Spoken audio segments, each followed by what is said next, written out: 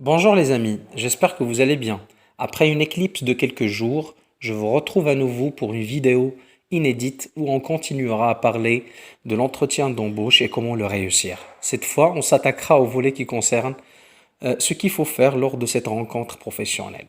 Avant d'enchaîner sur le vif du sujet, n'oubliez pas de vous abonner à ma chaîne et d'activer les notifications afin que vous soyez les premiers à recevoir mes vidéos.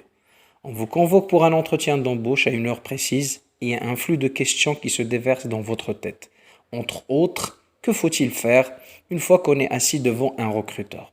Rassurez-vous, j'ai les bonnes réponses qui vont sûrement vous aider. Qu'est-ce qu'il faut faire donc? Je le résume en quelques points. 1. Être ponctuel, respecter l'heure du rendez-vous. L'heure c'est l'heure, il vaut mieux venir en avance et avoir le temps pour se mettre dans l'ambiance de la rencontre que de venir en retard et du coup ne pas être possible d'aborder sa rencontre comme il se doit. 2. Quand vous arrivez à l'endroit recommandé, n'hésitez pas à marquer votre présence auprès de la réception ou bien le secrétariat. 3.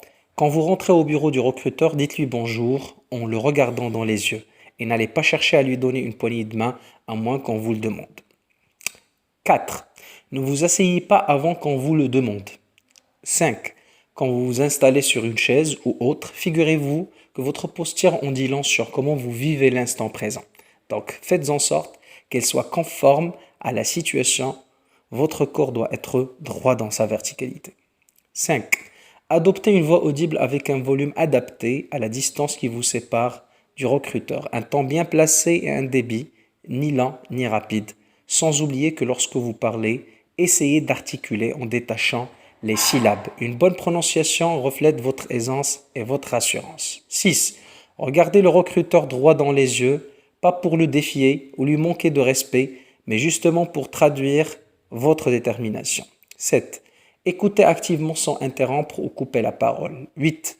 Posez des questions et ne vous imaginez pas dans un interrogatoire de police où votre présence se limite à répondre aux questions du recruteur. 9. Ne mentez pas, dites la vérité, un mensonge sera fatal pour votre démarche et détruira toute relation de confiance. 10.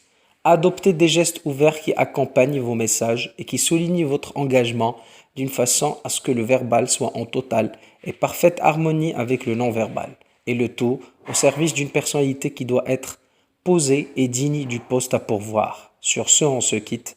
Merci pour votre attention et à la prochaine vidéo.